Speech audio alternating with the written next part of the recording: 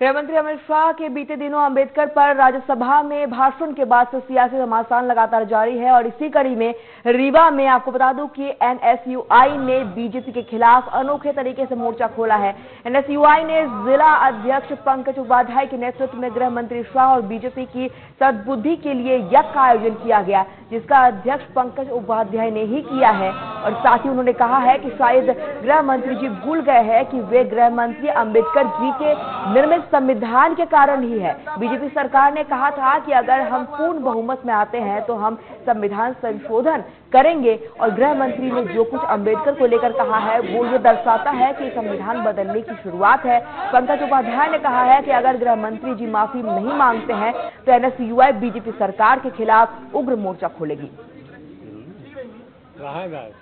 हम एनएसयूआई के कार्यकर्ता हमारे देश के गृह मंत्री जो अमित शाह जी हैं, आपने सुना है उन्होंने अंबेडकर जी के बारे में जो अभी गलत टिप्पणी और गलत बयान दिया है उन पर,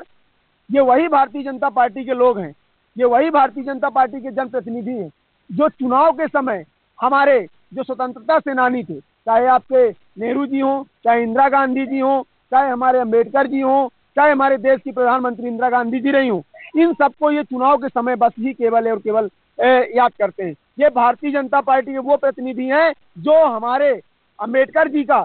अपमान किया है। आज हम सब नरेंद्र मोदी जी की सद्बुद्धि के लिए व साथ में अमित शाह जी की सद्बुद्धि के लिए एनएसयूआई के सैकड़ों साथियों के साथ सद्बुद्धि यज्ञ कर रहे थे। भगवान से प्रार्थना कर रहे हैं कि ऐसे जनप्रतिनिधियों को, ऐसे गृह मंत्रियों को भगवान बुद्धि दे और जो हमारे संविधान के निर्माता हैं, जिन्होंने संविधान बनाया है, जिनकी वजह से आज चुनाव हो रहा है, जिनकी वजह से हम पढ़ पा रहे हैं, जिसकी वजह से आज शिक्षा है, उनका अपमान तो बिल्कुल हम सहने वाले नहीं है।